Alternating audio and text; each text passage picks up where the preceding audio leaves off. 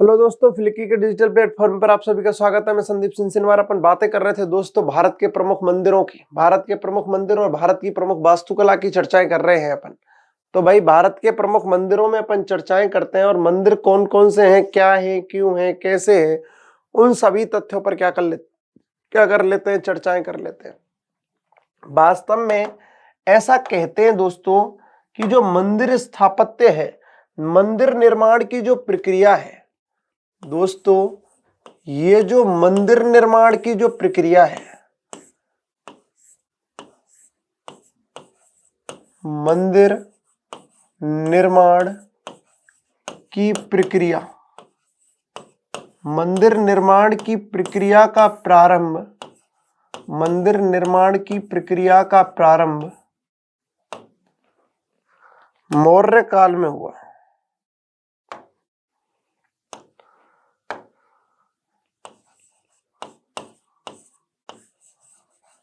मौर्य काल में हुआ।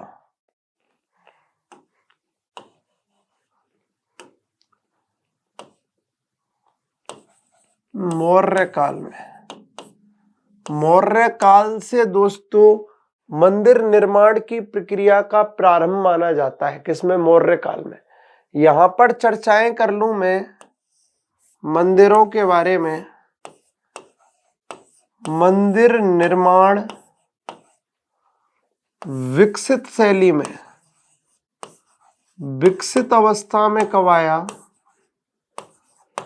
निर्माण विकसित अवस्था में, जो मंदिर निर्माण है ना, वो विकसित अवस्था में कब आया?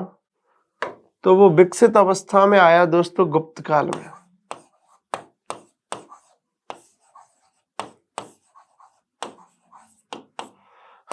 किसमें आया? गुप्त काल में। मंदिर निर्माण की प्रक्रिया प्रारंभ हुई है मौर्य काल में, और वो जो है निर्माण विकसित अवस्था में कब आया? गुप्त काल में आया।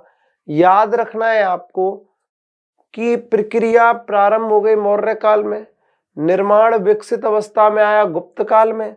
यहां पर सबसे बड़ी बात यह है, संरचनात्मक मंदिरों के अलावा, संरचनात्मक मंदिरों के अलावा एक अन्य प्रकार के मंदिर थे। मंदिरों के अलावा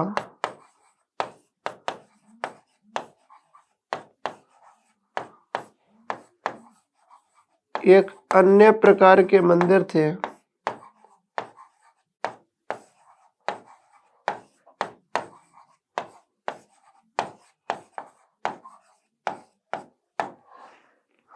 संरचनात्मक मंदिरों के अलावा एक अन्य प्रकार के मंदिर थे। संरचनात्मक मंदिरों के अलावा एक अन्य प्रकार के मंदिर थे। याद रखना, जो चट्टानों को काटकर बनाए गए थे, जो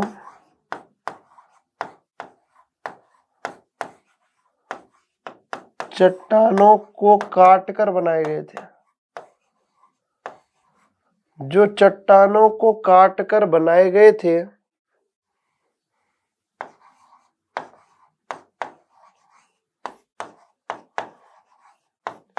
बनाए गए थे, उनमें प्रमुख है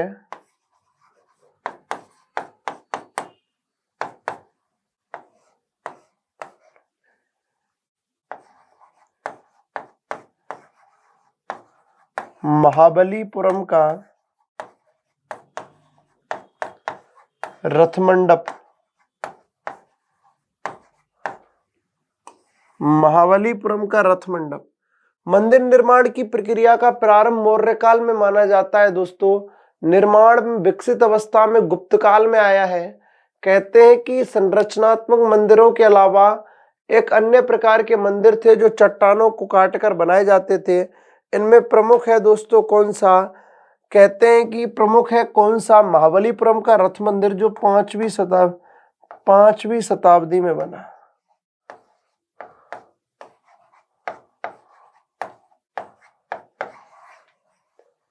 जो कब बना है दोस्तों? 5वीं शताब्दी का प्रमुख मंदिर है।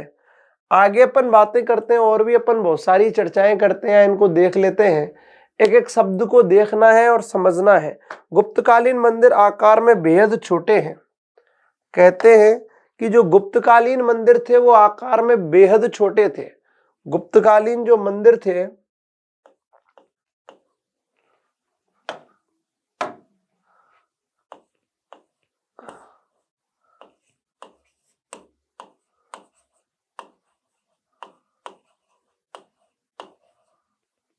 गुप्तकालीन मंदिर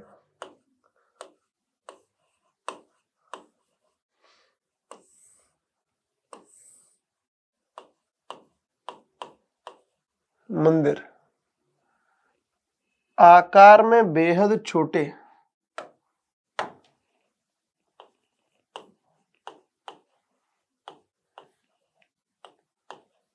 आकार में बेहद छोटे होते।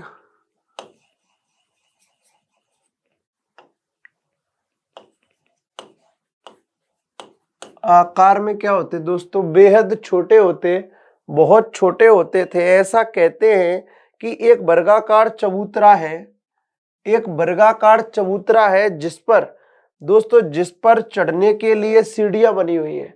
ये मंदिर कैसे होते थे? एक वर्गाकार चबूतरा होता था, ये ऐसे करके, जिस पर चढ़ने के लिए क्या बनाई जाती थी? सीढ़ियां बनाई जाती थी। यहाँ पर ये सीढ़ियां हैं दोस्तों। आप मंदिर की ये गर्भगृह ना समझें इसको।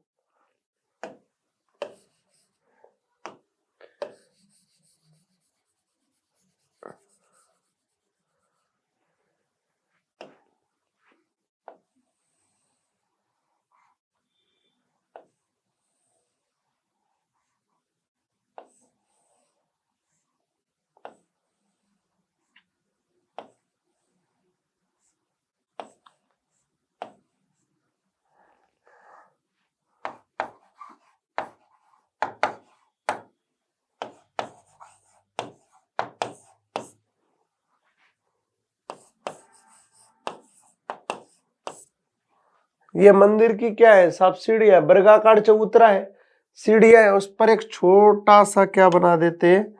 मंदिर बना देते।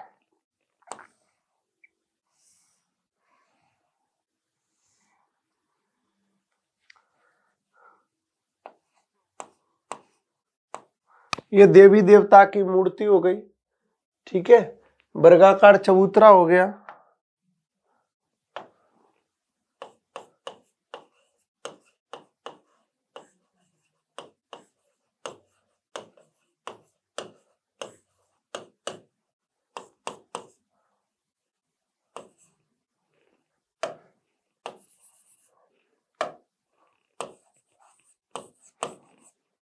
जिसके चारों ओर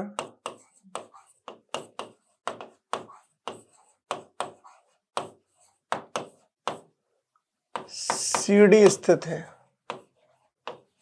चारों ओर सीढ़ी स्थित है।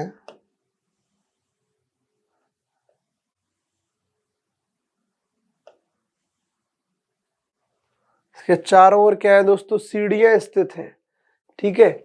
ये क्या होता था? ऊपर इस चबूतरे पर मंदिर होता था। चबूतरे पर क्या होता था? ऊपर मंदिर होता था। लो साहब, ये कुछ इस प्रकार के बनाने लगे कि चबूतरे पर मंदिर होता था।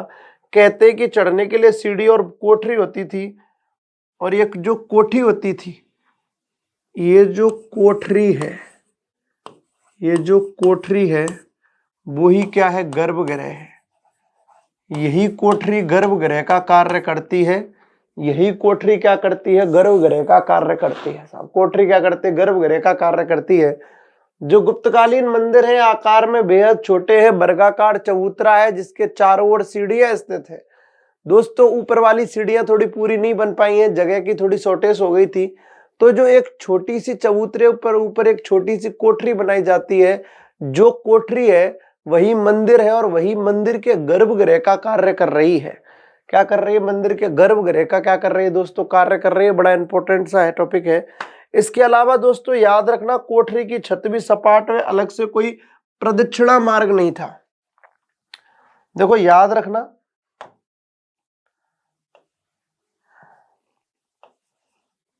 इस कोठरी की छत कैसी होती? सपाट। छत सपाट होती। छत कैसी होती दोस्तों? सपाट होती। ठीक है। और सबसे बड़ी बात,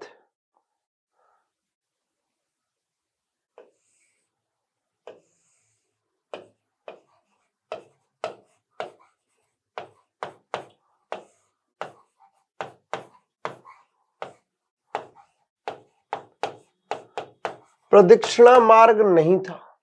प्रदक्षिणा मार्ग मतलब समझ रहे हो, परिक्रमा का मार्ग नहीं था साहब। यहां पर कौन सा मार्ग नहीं था? प्रदक्षिणा मार्ग नहीं था, परिक्रमा का मार्ग नहीं था। आकार में बेहद छोटे होते, वर्गाकार चबूतरा होता जिसके चारों ओर सीढ़ियां स्थित थी। प्रदक्षिणा मार्ग नहीं था। ऊपर कोठरी बनी हुई थी, कोठरी में भगवान की मूर्ति है जो कि गर्भगृह का कार्य कर रही है। छत सपाट है, प्रदक्षिणा मार्ग नहीं था, अर्थात परिक्रमा मार्ग स्थित नहीं था इस मंदिर पर। ठीक है दोस्तों, ये गुप्तकालीन मंदिर थे। आगे बातें करें, प्रारंभिक दौर में निम्नलिखित मंदिर थे जो भारत के प्राचीनतम संरचनात्मक मंदिर थे। ये तो अपन को देखने ही है, इनकी भी अपन चर्चाएं करने वाले हैं। ये देख लिया? अच्छा, तो ये देखो फिर।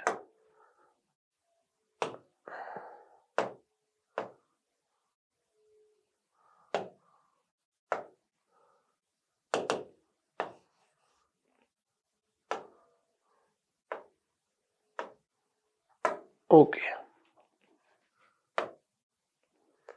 यहां पर और भी अपन चर्चाएं कर रहे हैं।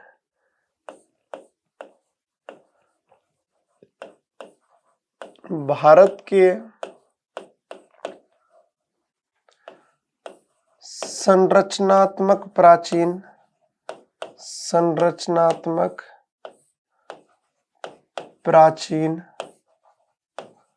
मंदिर। भारत के संरचनात्मक प्राचीन मंदिर। भारत के संरचनात्मक प्राचीन मंदिर, पुराने मंदिर। भारत के संरचनात्मक प्राचीन मंदिरों की मैं बातें कर लूं तो दोस्तों याद रखना, तिगवा का विष्णु मंदिर। याद रखना है, तिगवा का विष्णु मंदिर पहला।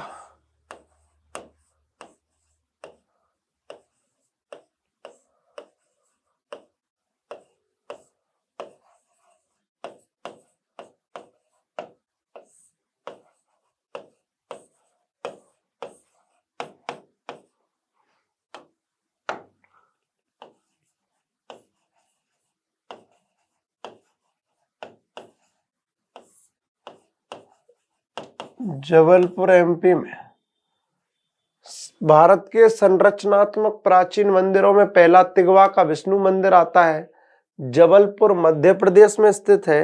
इसके अलावा भूमरा का शिव मंदिर,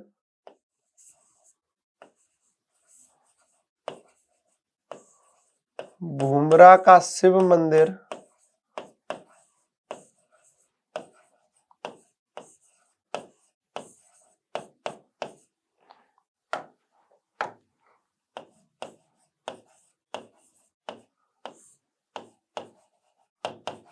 सतना एमपी में पड़ता है।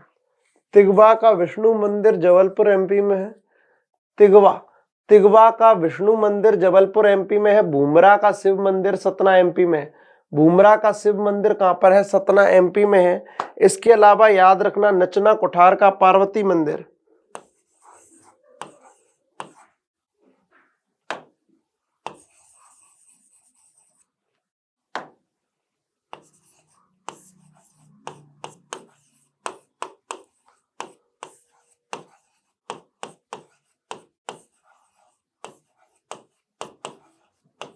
नचना कोठार का पार्वती मंदिर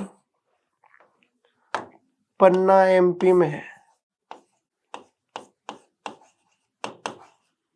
पन्ना एमपी में है। कहां पर है दोस्तों? पन्ना एमपी में है। इसके अलावा भी अपन चर्चाएं कर लेते हैं। सबसे बड़ी बात यह, देवगढ़ का दशावतार मंदिर,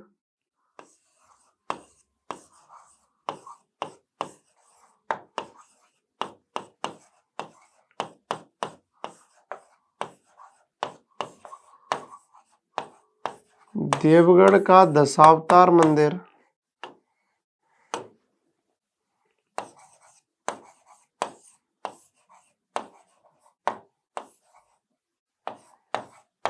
ललितपुर यूपी में है।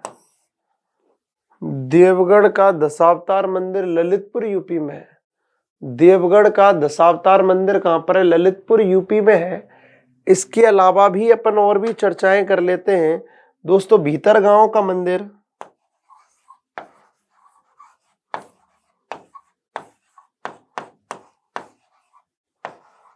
भीतरगांव का मंदिर, भीतरगांव का मंदिर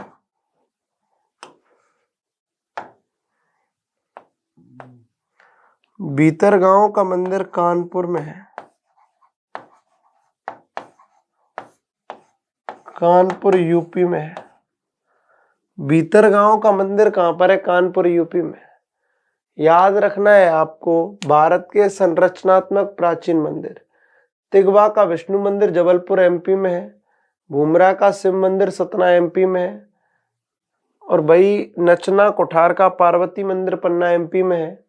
देवगढ़ का दशावतार मंदिर ललितपुर यूपी में है। और भीतरी गांव का मंदिर कहां पर है? कानपुर यूपी में है। याद रखना दोस्तों। आगे अपन बातें करें, तिगवा का विष्णु मंदिर हो गया, ये भारत के संरचनात्मक मंदिर है, शानदार मंदिर है। भारत के संरचनात्मक मंदिरों की अपन चर्चाएं कर रहे हैं। तिगवा का विष्णु मंदिर जबलपुर एमपी, भूमरा का शिव मंदिर सतना एमपी, नचना कोठार का पार्वती मंदिर पन्ना एमपी, देवगढ़ का दशावतार मंदिर ललितपुर यूपी, भीतरगांव का मंदिर कानपुर में है, कानपुर यूपी में है। यहाँ पर चर्चाएं कर लेते हैं सारी की सारी, ये देख लिए अपन ने। यहाँ पर और भी चर्चाएं करें। सबसे बड़ी बात यह है, आगे 6ठी शताब्दी में अपन बातें कर लें। 6ठी शताब्दी ईस्वी तक उत्तर और दक्षिण काल की, 6वीं शताब्दी ईस्वी में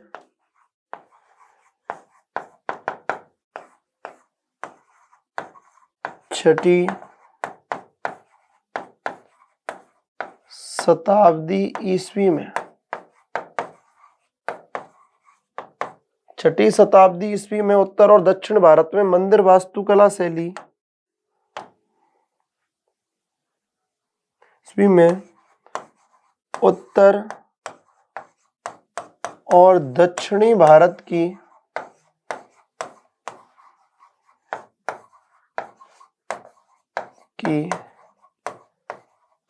मंदिर वास्तुकला शैली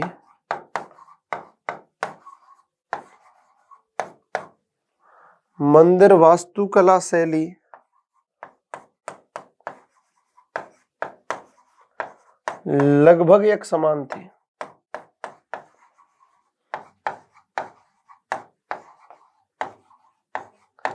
लगभग क्या थी दोस्तों? 6ठी शताब्दी ईस्वी में, 6ठी शताब्दी ईस्वी में उत्तर और दक्षिण भारत की मंदिर वास्तुकला शैली लगभग एक समान थी।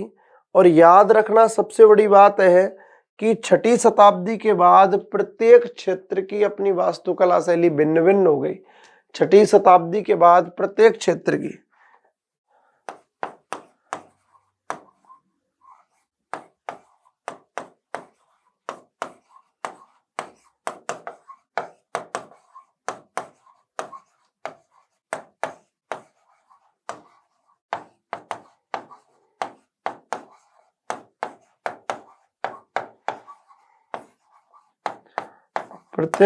की वास्तुकला शैली भिन्न भिन्न हो गई।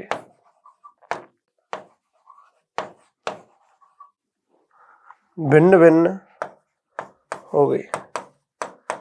क्या हो गई दोस्तों? भिन्न भिन्न हो गई। 6ठी शताब्दी ईस्वी बाद प्रत्येक क्षेत्र की जो वास्तुकला शैली थी वो क्या हो गई? भिन्न भिन्न हो गई। सबकी अपनी अपनी शैलियां आ गई, सबका अपना अपना सिस्टम था।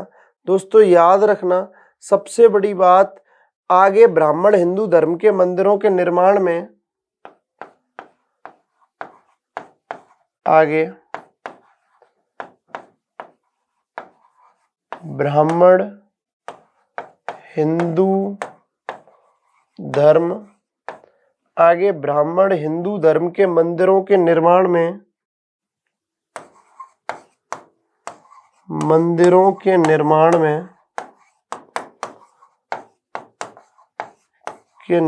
में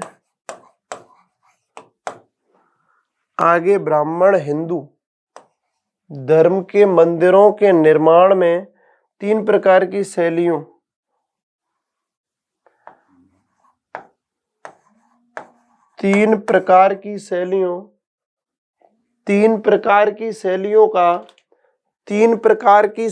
का मिश्रण हुआ, तीन प्रकार की शैलियों का प्रयोग हुआ।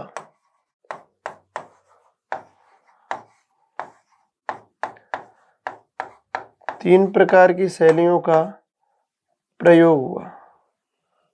तीन प्रकार की शैलियों का क्या हुआ? प्रयोग हुआ। याद रखना दोस्तों, यहां पर बातें कर रहे हैं भारत के संरचनात्मक प्राचीन मंदिर कौन कौन से हैं, तो तिगवा विष्णु मंदिर जबलपुर एमपी में, भूमरा का शिव मंदिर सतना एमपी में, नचना कुठार का पार्वती मंदिर पन्ना एमपी में, देवगढ़ का दशावतार मंदिर ललितपुर यूपी में, भीतरगांव का मंदिर कानपुर यूपी में, तिगवा का विष्णु मंदिर जबलपुर एमपी में, भूमरा का शिव मंदिर सतना एमपी में, नचना कुठार का पार्वती मंदिर पन्ना एमपी में, देवगढ़ का दशावतार मंदिर ललितपुर यूपी में, भीतरगांव का मंदिर कानपुर यूपी में। 6ठी शताब्दी ईस्वी में उत्तर और दक्षिणी भारत की वास्तुकला, 6ठी शताब्दी ईस्वी में उत्तर और दक्षिणी भारत की मंदिर वास्तुकला शैली लगभग एक समान थी। 6ठी शताब्दी के बाद प्रत्येक क्षेत्र की वास्तुकला शैली भिन्न भिन्न हो गई। आगे ब्राह्मण हिंदू धर्म के मंदिरों के निर्माण में तीन प्रकार की शैलियों का प्रयोग हुआ। आगे ब्राह्मण हिंदू धर्म के मंदिरों के निर्माण में तीन प्रकार की शैलियों का क्या हुआ है? शैलियों का प्रयोग हुआ है। क्या हुआ है? शैलियों का प्रयोग हुआ है। और वे तीन प्रकार की शैलियां कुछ थी, नागढ़, द्रविड़ और बेसर। कौन कौन सी प्रयोग हुआ है? कौन कौन सी? नागढ़, द्रविड़ और बेसर।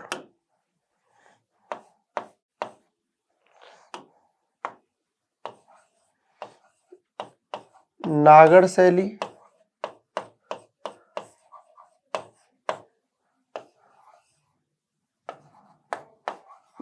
द्रविड़ शैली,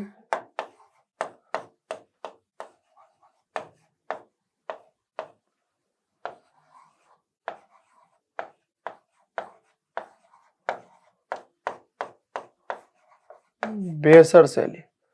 नागढ़ शैली, द्रविड़ शैली, बेसर शैली। नागढ़ शैली, द्रविड़ शैली और बेसर शैली। याद रखना, नागढ़ शैली, द्रविड़ शैली और बेसर शैली की अपन बातें कर रहे हैं, चर्चाएं कर रहे हैं, बड़ी इंपॉर्टेंट शैलियां हैं। आगे अपन बातें करें नागढ़ शैली की, सबसे बड़ी चर्चाएं कर लेते हैं अपन, तीनों शैलियों को देख लेते हैं एक बार। इन तीनों शैलियों की मैं चर्चाएं करूं। मंदिर की तीन शैलियों का पार्श्व दृश्य आपके सामने है, देखो कैसी है। नागढ़ शैली आप देख रहे हो, ये देखें आप नागढ़ शैली के एक बार मंदिरों का स्ट्रक्चर देख ले, बाकी अपन एक एक से सारी शैलियां पढ़ने वाले हैं, एक एक शैली का उल्लेख करने वाले हैं, एक एक शैली का वर्णन करने वाले हैं। नागढ़ शैली को सर्वाधिक जो अपनाया, नागढ़ शैली को जो अपनाया वो पाल उपशैली, उड़ीसा उपशैली में। याद रखना, नागढ़ शैली के नागढ़ शैली किस किस में विभक्त हुई है? पाल उपशैली,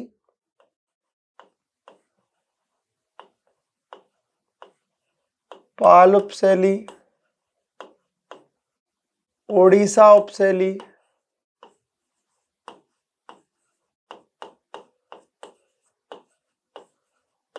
ओडिशा उपशैली, इसके अलावा खजुराहो उपशैली,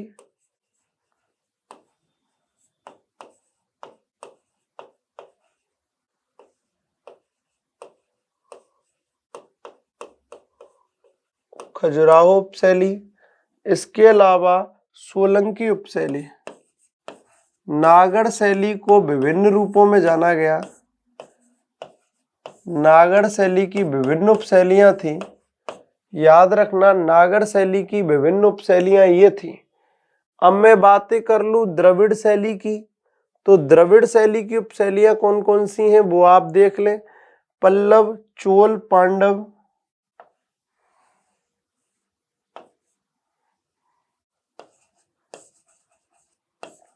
पल्लव उपशैली,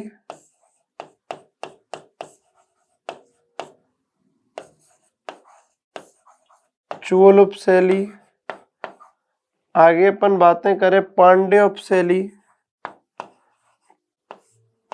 पांड्य उपशैली, विजयनगर उपशैली,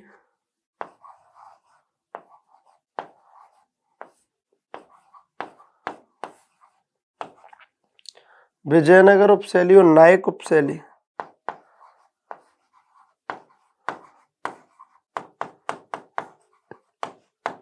ये दोस्तों किसकी हैं?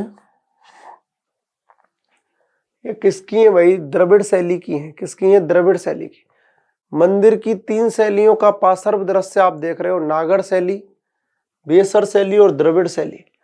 तो नागड़ शैली की कुछ उपशैलियां मैंने आपके सामने प्रदर्शित की हैं। नागड़ शैली की कुछ उपशैलियों को आपके सामने शो किया, प्रदर्शित किया, दिखाया है। द्रविड़ शैली में पल्लव उपशैली, चोल उपशैली, पांड्य उपशैली, विजयनगर शैली उपशैली और नायक उपशैली है। ऐसे ही दोस्तों याद रखना बेसर शैली की भी क्या है? उपशैलियां। पर वास्तव में बेसर शैली नागड़ शैली और द्रविड़ शैली का ही मिश्रित रूप है। बेसर शैली, याद रखना, बेसर शैली इन दोनों शैलियों का ही क्या है? मिश्रित रूप है। आगे बात करूं मैं द्रविड़ उपशैली की, सॉरी बेसर शैली की, तो राष्ट्रकूट, चालुक्य, काकतीय, काकतीय उपशैली। यहां देखें राष्ट्रकूट उपशैली, चालुक्य उपशैली, काकतीय उपशैली और होयसल शैली।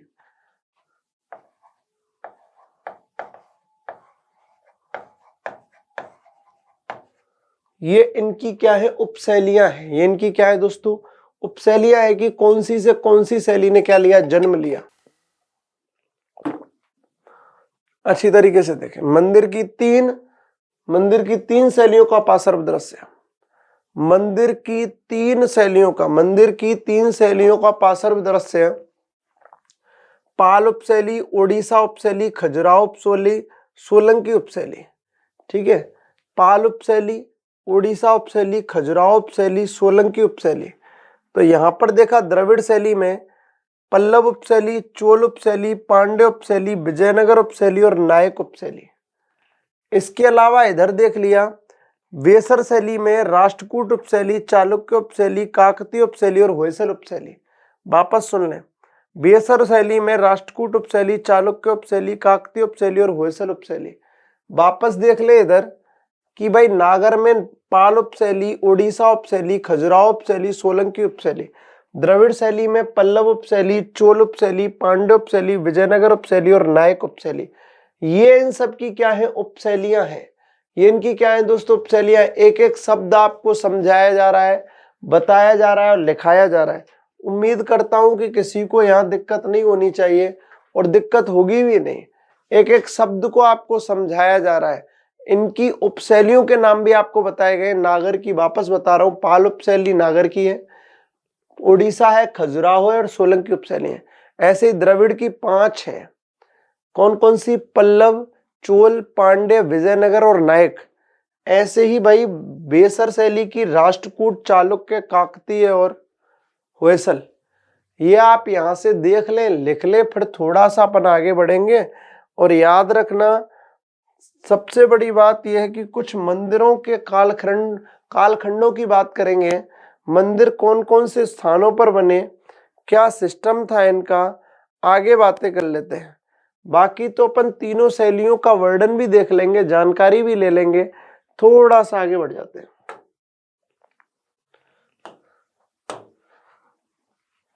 इन मंदिरों के निर्माण की प्रक्रिया को समझूं, सबसे पहले अपन नागर शैली देख लेते हैं। नागर शैली के अलावा दोस्तों याद रखना, सबसे पहले कौन सी शैली देख लेते हैं? नागर शैली। ये नागर शैली है।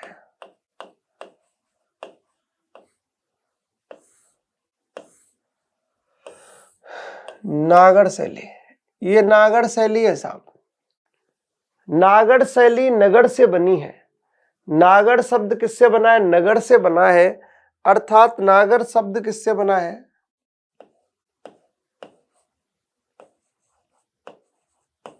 यह शब्द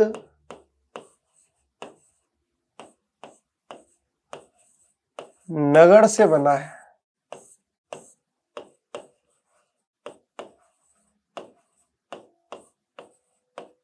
अर्थात नगरों में जो शैली विकसित हुई उसका नाम पड़ा नागर शैली। याद रखना, सर्वप्रथम नगर में निर्माण होने के कारण इस शैली को नगर शैली कहा। नोट,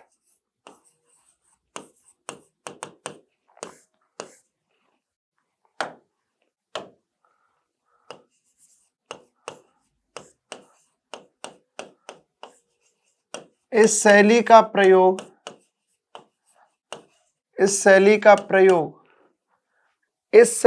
प्रयोग दोस्तों याद रखना, नगर में निर्माण होने के कारण,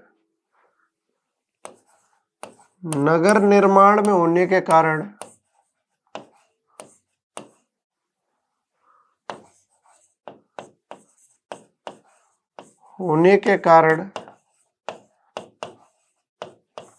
नगर निर्माण में होने के कारण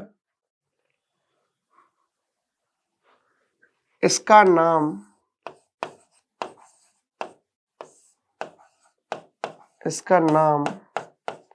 नागर शैली पड़ा।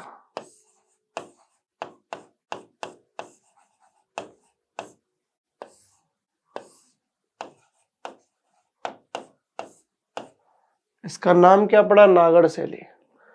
नागर शैली का मैं चर्चाएं कर रहा हूं।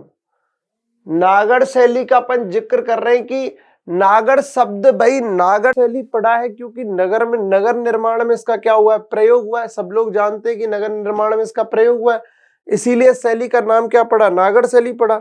ऐसा कहते हैं कि यह संरचनात्मक मंदिर स्थापत्य की एक शैली है। यह संरचनात्मक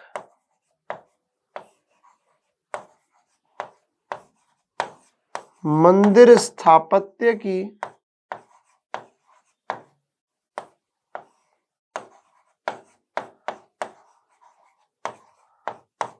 एक शैली है।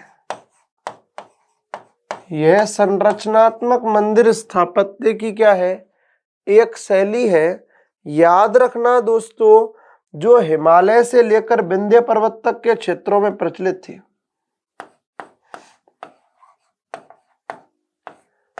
यह हिमालय से लेकर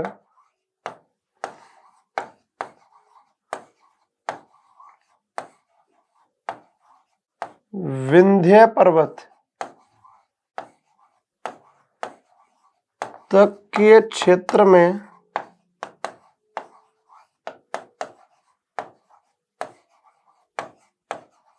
प्रचलित थी। नागर शब्द, यह शब्द नगर से बना है। नागर शब्द, यह शब्द नगर से बना है। दोस्तों इस शैली का प्रयोग नगर निर्माण में होने के कारण, इसका नाम नागर शैली पड़ा। यह संरचनात्मक मंदिर स्थापत्य की एक शैली है। यह हिमालय से लेकर विंध्य पर्वत तक के क्षेत्र में प्रचलित थी। यह हिमालय से लेकर विंध्य पर्वत तक के क्षेत्र में प्रचलित थी। याद रखना,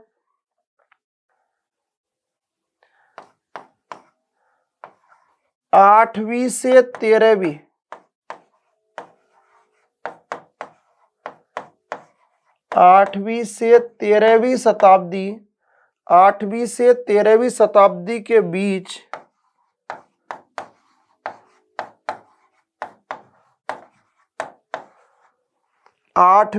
तेरहवीं शताब्दी के बीच उत्तर भारत में मौजूद शासक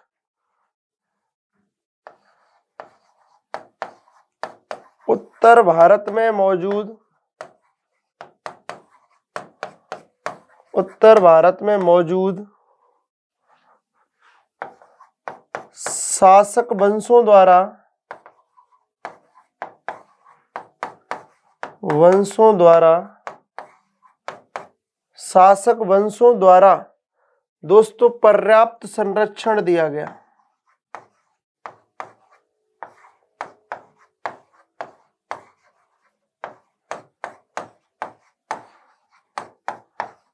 पर्याप्त संरक्षण दिया गया।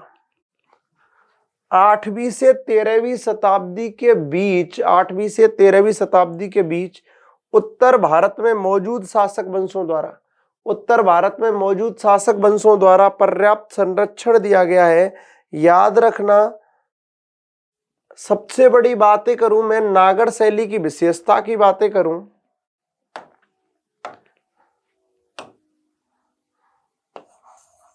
नागर शैली की विशेषता की चर्चाएं करूं, नागर शैली की विशेषता का जिक्र करूं, तो भाई ये है कुछ ऐसा कहते हैं कि समतल छत से उठती हुई शिखर,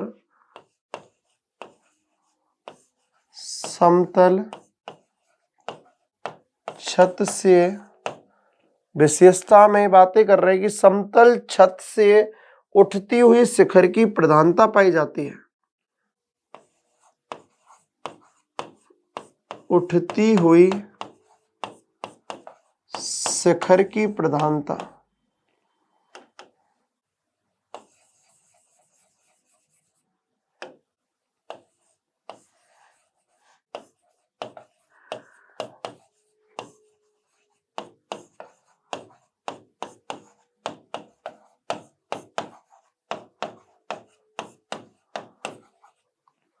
समतल छत से उठती हुई शिखर की प्रधानता पाई जाती है।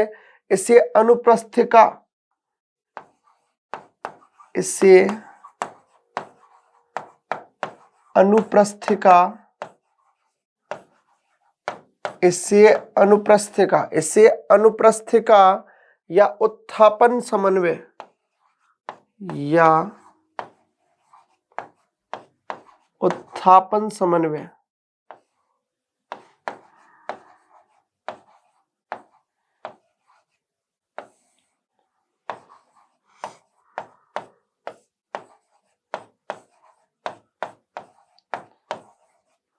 या उत्थापन, अनुप्रस्थित, अनुप्रस्थिका या उत्थापन मतलब छत से, समतल छत से उठती हुई शिखर को, समतल छत से उठती हुई शिखर को या तो अनुप्रस्थिका कहा जाता है या उत्थापन कहा जाता है। यह विशेषता थी किसकी? नागर शैली की। दोस्तों, नागर शैली के मंदिर आधार से शिखर तक चतुष्कोणीय होते हैं। इस शैली के मंदिर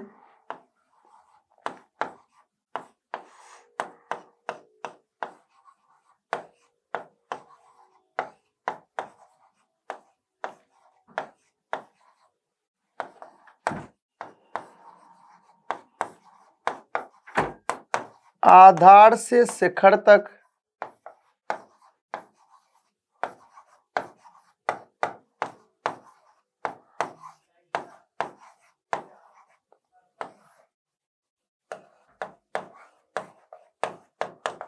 आधार से शिखर तक क्या होते थे? चतुष्कोणीय होते थे। आधार से, इस शैली के मंदिर आधार से शिखर तक, आधार से शिखर तक चतुष्कोणीय होते हैं। इस शैली के जो मंदिर हैं दोस्तों, याद रखना, इस शैली के मंदिर आधार से लेकर शिखर तक चतुष्कोणीय होते हैं। ये देखिए आप, इस शैली का प्रयोग नगर निर्माण में होने के कारण इसका नाम नागर शैली पड़ा। यह संरचनात्मक मंदिर स्थापत्य की एक शैली है। हिमालय से लेकर विंध्य पर्वत के क्षेत्र में प्रचलित थी। 8वीं से 13वीं शताब्दी के बीच उत्तर भारत में मौजूद शासक वंशों द्वारा पर्याप्त संरक्षण दिया गया इसको। यह इसकी विशेषता समतल छत से उठती हुई शिखर की प्रधानता पाई जाती है, जिसको अनुप्रस्थिका व उत्थापन समन्वय कहा जाता है। इस शैली के मंदिर आधार से शिखर तक चतुष्कोणीय होती है। यह शैली या इस शैली के जो मंदिर हैं, इस शैली के मंदिर आधार से शिखर तक, आधार से शिखर तक चतुष्कोणीय होते हैं। याद रखना, ये मंदिर ऊंचाई में 8 भागों में बांटे गए हैं।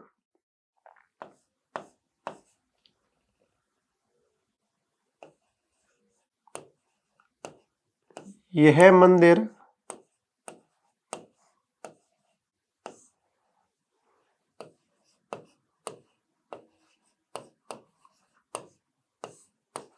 ऊंचाई में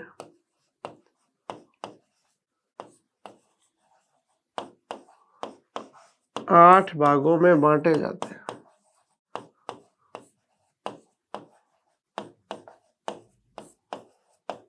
यह मंदिर ऊंचाई में 8 भागों में बांटे जाते हैं। यह मंदिर ऊंचाई में कितने भागों में?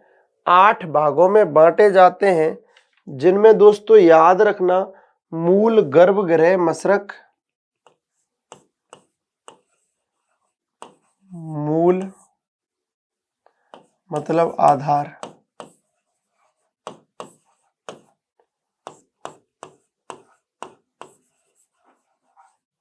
गर्भगृह, मसरक, मूल, गर्भगृह, मसरक, याद रखना नींव और दीवारों के बीच का भाग।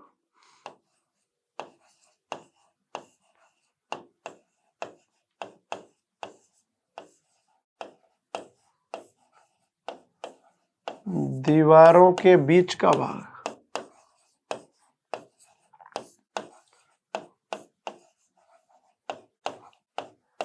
नींव और दीवारों के बीच का भाग,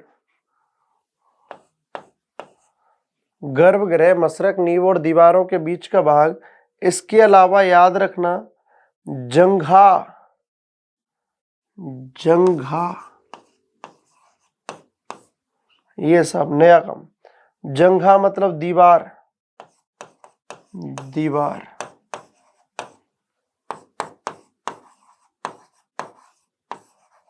कपोत, कपोत, कपोत मतलब कार्निस।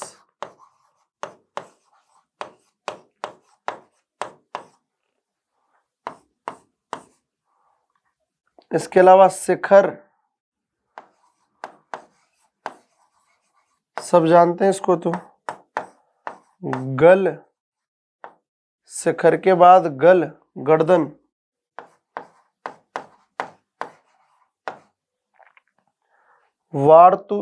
वार्तुलाकार आमलक,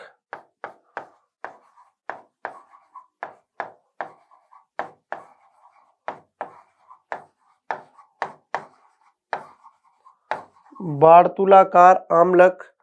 इसके अलावा दोस्तों याद रखना और कुंभ,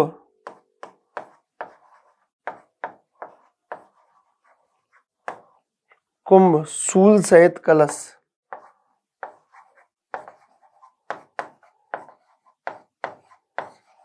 शूल सहित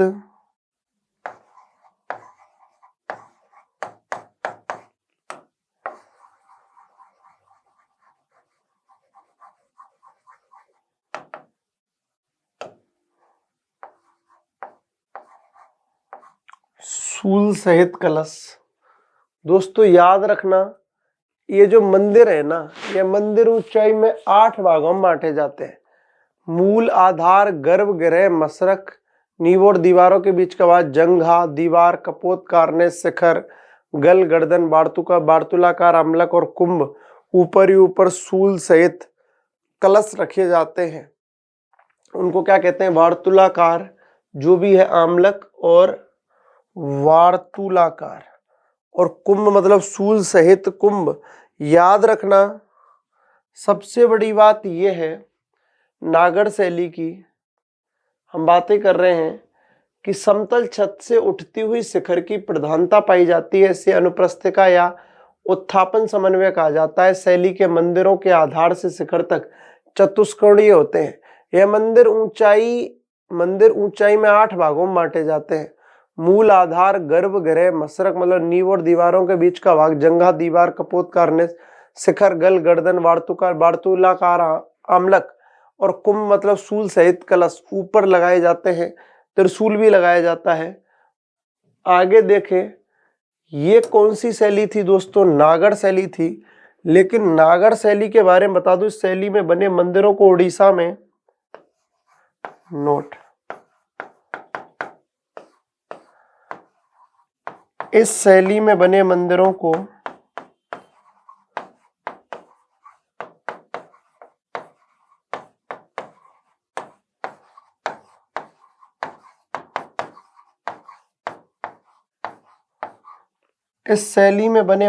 को उड़ीसा में कलिंग, गुजरात में लाट,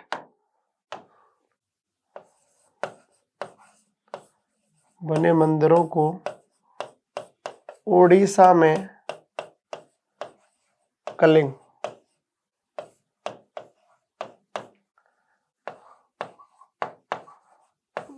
गुजरात में लाट, उड़ीसा में कलिंग, गुजरात में लाट और दोस्तों हिमालयी क्षेत्र में पर्वतीय।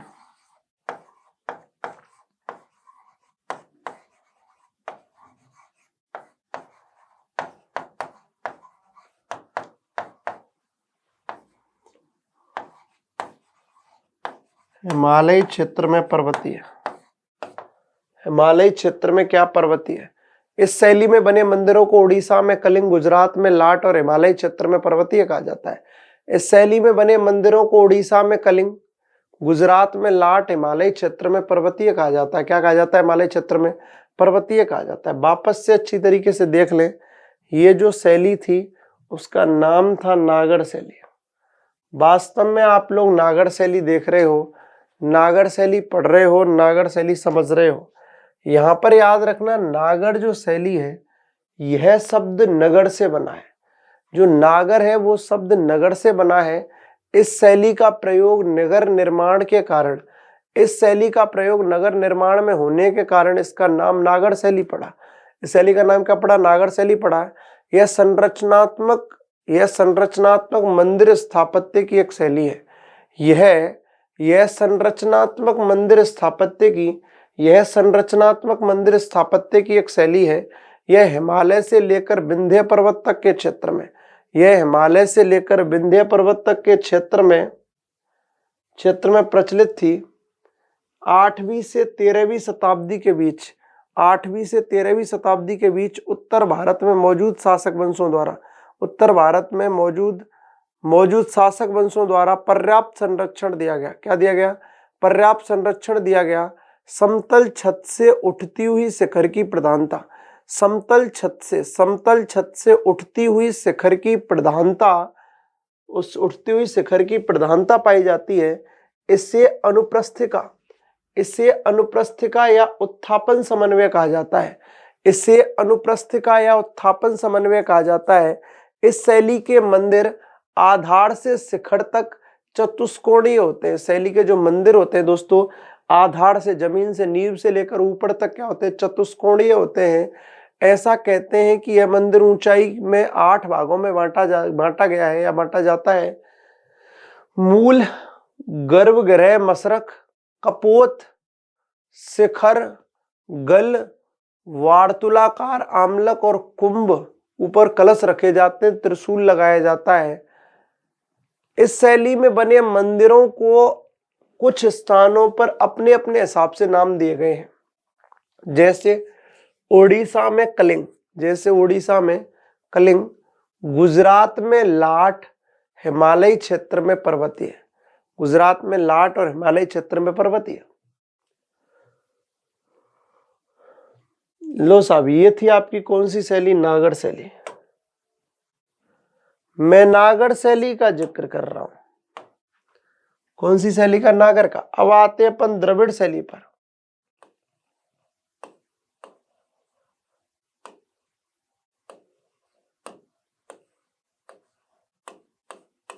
कौन सी शैली? द्रविड़ शैली। कौन सी शैली दोस्तों? द्रविड़ शैली। मैं द्रविड़ शैली का जिक्र कर रहा था। द्रविड़ शैली क्या है? वास्तव में कृष्णा नदी की अपन बातें कर रहे हैं कि कृष्णा नदी से लेकर कन्याकुमारी तक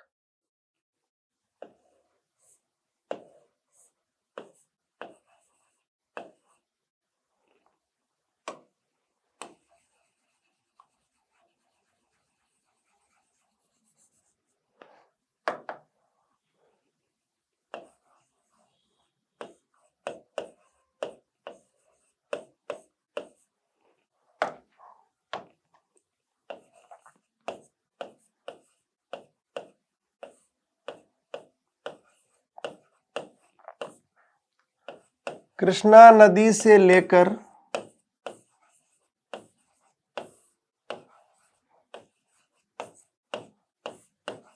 कन्याकुमारी तक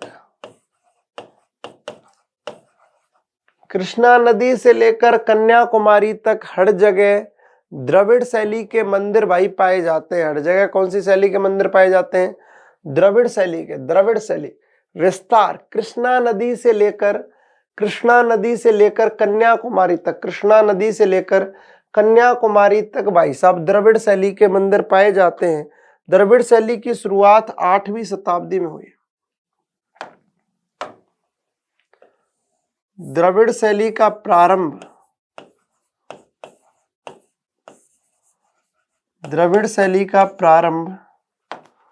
8वीं शताब्दी में हुआ।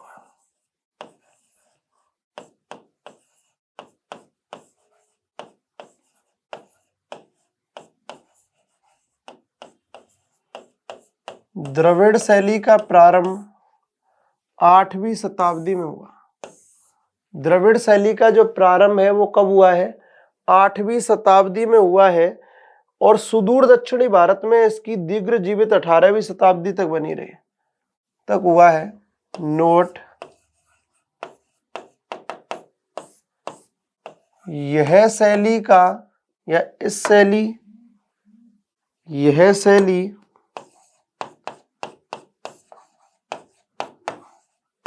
8वीं शताब्दी से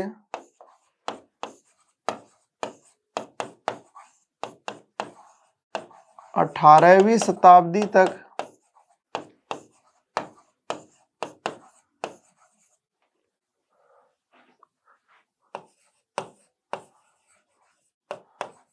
दीर्घ जीवित रही। कृष्णा नदी से लेकर कन्याकुमारी तक। विस्तार, कृष्णा नदी से लेकर कन्याकुमारी तक प्रारंभ 8वीं शताब्दी में हुआ। यह शैली 8वीं शताब्दी से 18वीं शताब्दी तक, यह शैली 8वीं शताब्दी से 18वीं शताब्दी तक दीर्घ जीवित रही है, लंबे समय तक जीवित रही है साहब। दीर्घ जीवित, 8वीं से 18वीं मतलब 1000 वर्ष हो गए, दीर्घ जीवित रही है। द्रविड़ शैली की पहचान या विशेषताओं में, द्रविड़ शैली की विशेषता,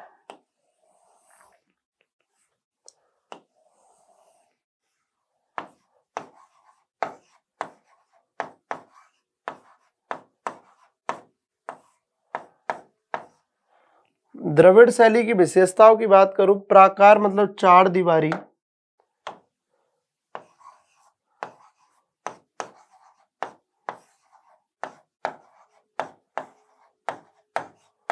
प्राकार मतलब चार दीवारी। दूसरा क्या है? गोपुरम, प्रवेश द्वार।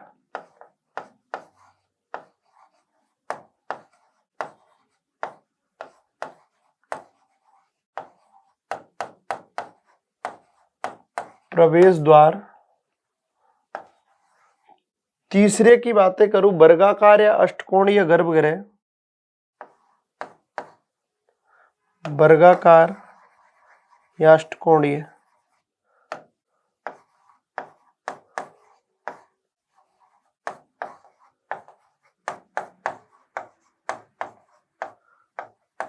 अष्टकोणीय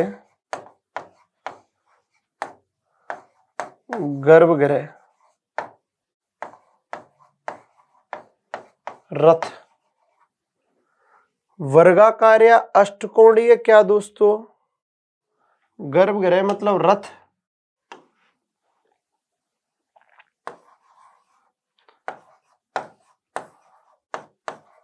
पिरामिड नुमा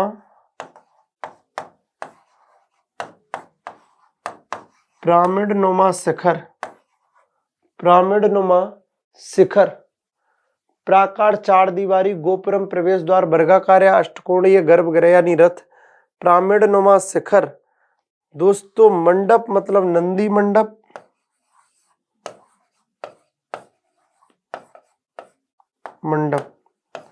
नंदी मंडप।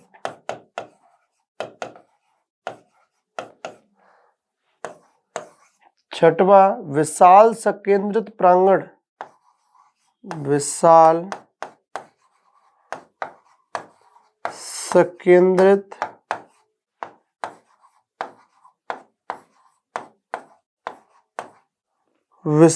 संकेंद्रित प्रांगण इसके अलावा अष्टकोणीय मंदिर संरचना,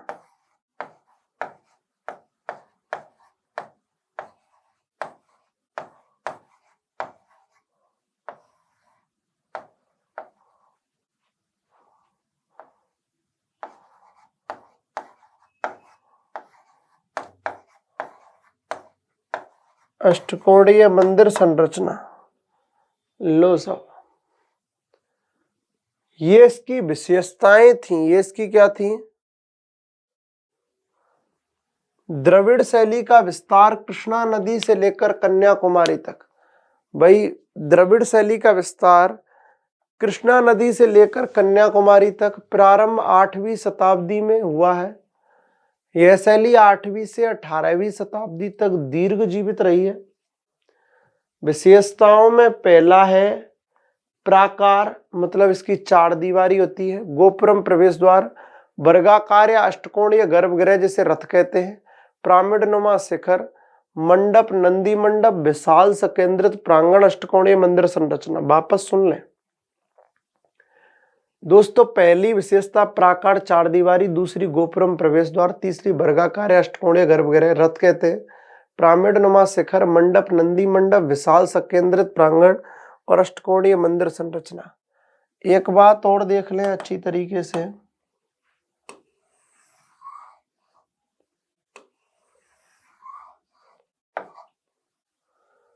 द्रविड़ शैली के मंदिर बहुमंजिला होते हैं।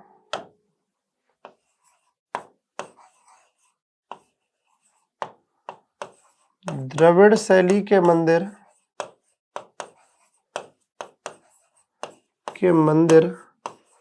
बहुमंजिला होते हैं।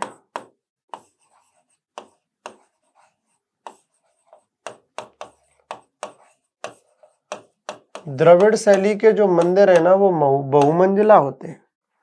द्रविड़ शैली के मंदिर बहुमंजिला होते हैं। द्रविड़ शैली के मंदिर क्या होते हैं? बहुमंजिला होते हैं। एक से अधिक मंजिल होते हैं जिनको कहते हैं अपन बहुमंजिला। क्या कहते हैं? बहुमंजिला होते हैं द्रविड़ शैली के मंदिर। याद रखना है, पल्लवों ने द्रविड़ शैली को जन्म दिया, चोल काल में इसने ऊंचाइयां छुई।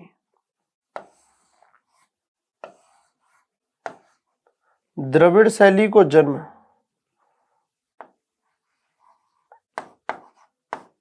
इस शैली के जनक कौन है?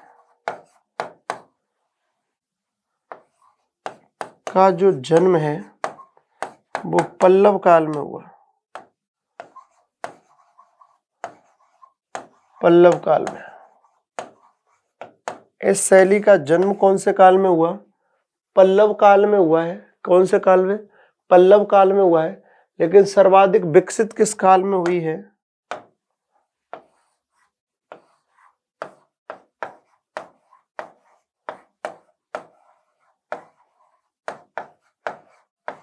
विकसित हुई कौन से काल में? चोल काल में।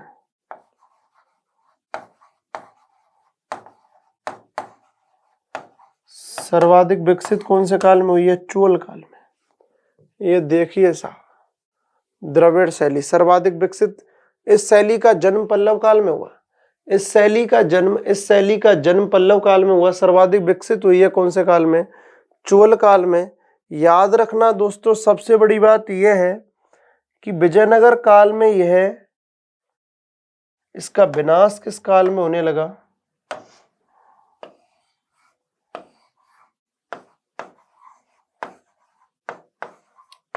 इस शैली का विनाश प्रारंभ हुआ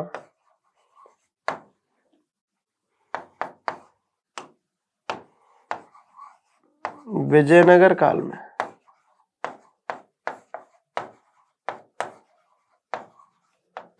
विनाश प्रारंभ हुआ किसमें? विजयनगर काल में। इसका विनाश प्रारंभ कब हुआ है दोस्तों? विजयनगर काल में। विजयनगर साम्राज्य हरिहर और बुक्का ने स्थापित किया था, आपको पता ही है। इसके अलावा आपको बता दूं, चोल काल में द्रविड़ शैली की वास्तुकला में मूर्तिकला व चित्रकला का संगम हो गया। चोल काल में नोट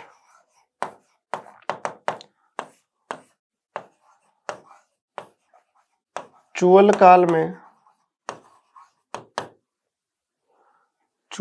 में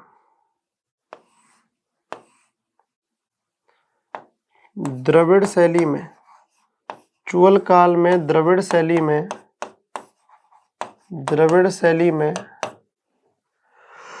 चोल काल में द्रविड़ शैली में मूर्तिकला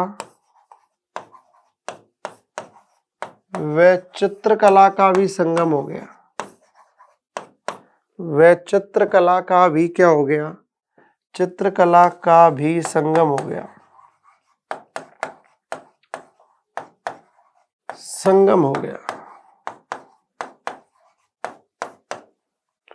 भाई चोल काल में द्रविड़ शैली का विकास इसलिए हुआ है, इन्होंने नए नए प्रयोग किए हैं।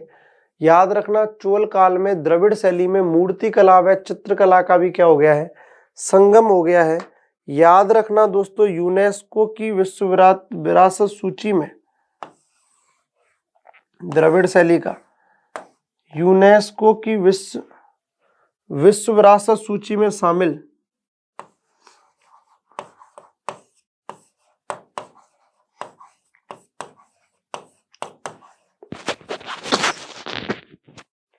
यूनेस्को की विश्व विरासत सूची में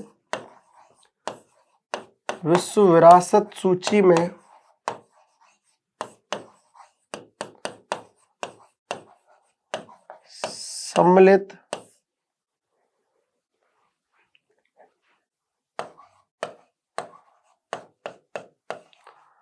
यूनेस्को की विश्व विरासत सूची में सम्मिलित तंजौर का बृहदेश्वर मंदिर, तंजौर का बृहदेश्वर मंदिर,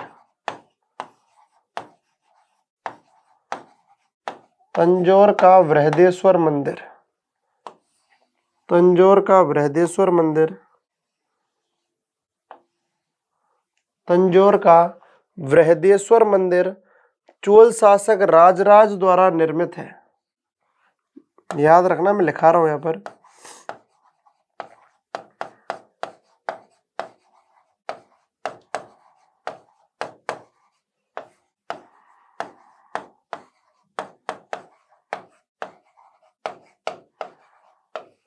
चोल शासक राजराज द्वारा निर्मित, चोल शासक। याद रखना, तंजौर का बृहदेश्वर मंदिर, तंजौर का बृहदेश्वर मंदिर चोल शासक राजराज द्वारा निर्मित। याद रखना है, 1000 वर्षों से द्रविड़ शैली का, 1000 वर्षों से द्रविड़ शैली का जीता जागता उदाहरण है।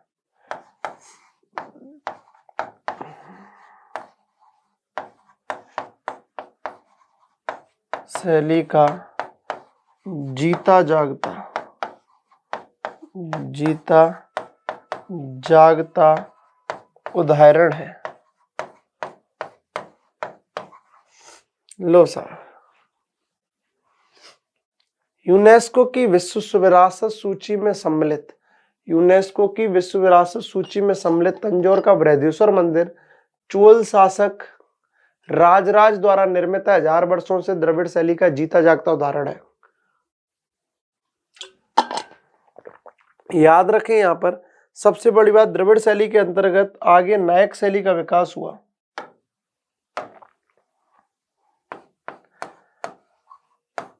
इस शैली के अंतर्गत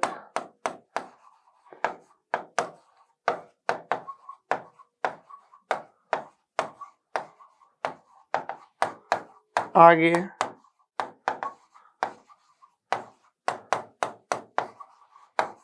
नायक शैली का विकास हुआ। नायक शैली का विकास हुआ। इस शैली के अंतर्गत आगे, इस शैली के अंतर्गत आगे नायक शैली का विकास हुआ। मीनाक्षी मंदिर मदुरै, दोस्तों याद रखना, विकास हुआ, जिसके उदाहरण मीनाक्षी मंदिर मदुरै,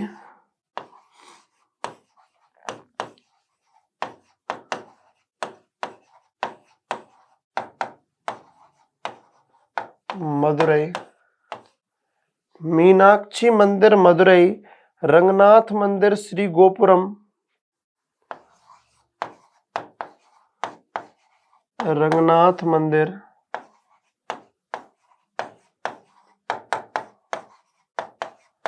श्री गोपुरम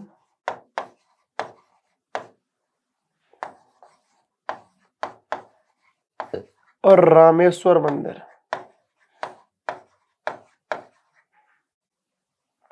और रामेश्वर मंदिर, रामेश्वर धाम। रामेश्वर मंदिर कहाँ है? रामेश्वर धाम।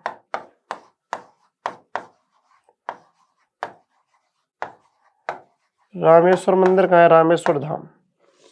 ये लो साहब, ये है। इस शैली के अंतर्गत आगे नायक शैली का विकास हुआ। इस शैली के अंतर्गत आगे नायक शैली का विकास हुआ, जिसके उदाहरण मीनाक्षी मंदिर मदुरई, रंगनाथ मंदिर श्री गोपुरम और रामेश्वर मंदिर रामेश्वरम धाम। तमिलनाडु में ही है भाई, ये आइटम है ना, मतलब ये मंदिर है जो कहाँ पर है? तमिलनाडु में है। इधर देख लें आप, अच्छी तरीके से समझ लें इसको। कौन सी शैली को? द्रविड़ शैली को। नागर शैली आपने देख ली। द्रविड़ शैली का विस्तार कृष्णा नदी से लेकर कन्याकुमारी तक है। भाई द्रविड़ शैली का विस्तार कृष्णा नदी से लेकर कन्याकुमारी तक है। प्रारंभ 8वीं शताब्दी में हुआ। प्रारंभ कहाँ पर हुआ? कब हुआ? 8वीं शताब्दी में।